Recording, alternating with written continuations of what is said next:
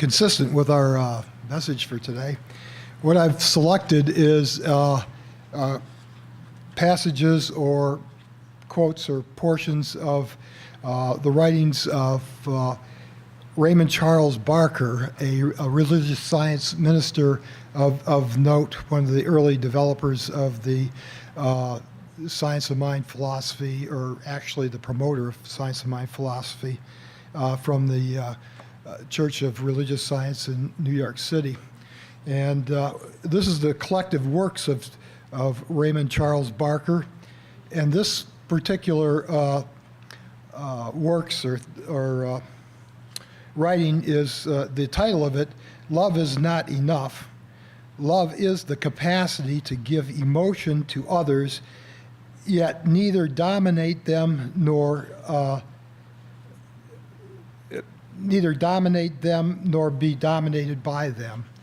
And I will read a passage from this writings.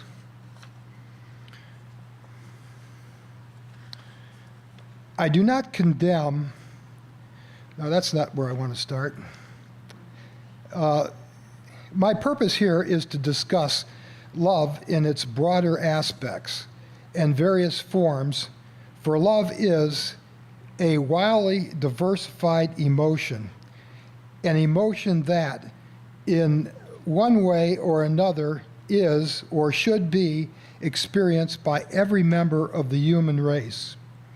In the beginning, however, I want to dispel the belief that has been, and unfortunately sometimes still is, handed down from many pulpits. This is that divine love will do everything. That if we only love God, everything will be all right.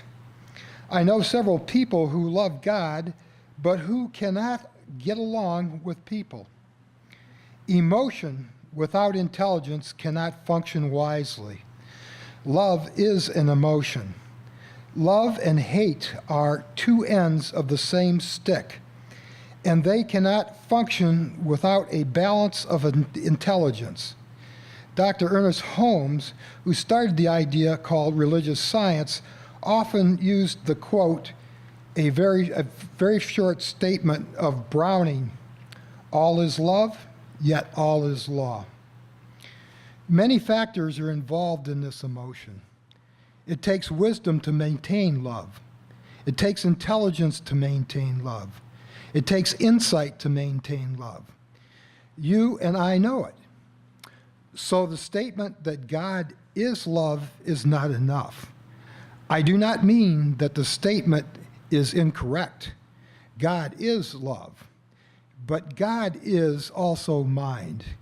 God is also a perpetual creative process that, because of the divine intelligence in which we are all immersed, something is being born in every person at every instance. Something is dying in every person at every instance. It is a process of constant flow, a perpetual input and outgoing. This process is taking place in all right minds. It is a balance. It is a harmony. It is not an exaggeration on the side of either feeling or intellect. You know, of course, that you can become so intellectual that you lose most of your capacity to love. You can also get so busy that you lose the capacity to love, or at least it is dormant. The capacity to love then goes beneath the surface, awaiting your recognition. You know people, and I know people, who are in that position right now. They are doing everything they can not to face the fact that mankind is a unity, that it is actually is a brotherhood. According to today's thinking, we must also say it is a sisterhood. You and I are emotionally linked to people one way or another, whether we like it or not. We always have been and always will be. The moment that love becomes a duty, it is no longer love. The moment love is accepted and not promoted, it loses its significance. For two people to love one another, or for a group for a group to love one another, even a group such as we have in our Science of Mind organization, where we have a common idea that we all love, it takes a bit of doing to keep everyone happy.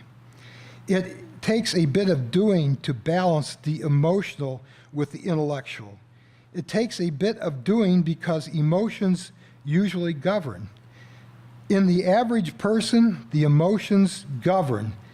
When emotions govern, they often go in the wrong direction. And also, from another portion, everyone is born of love, but everyone is also born of mind. Of course, love is still the great emotion. How can we define it? Nearly all psychologists have tried to do this, and they have come up with innumerable definitions. Let's put all this away. Let's put it this way. Love is a creative emotion induced by relationships with people and maintained in balance. It is the main essential emotion of life, and it is creative. It is not dormant. It is an improving emotion when it is experienced. And so it is. Thank you.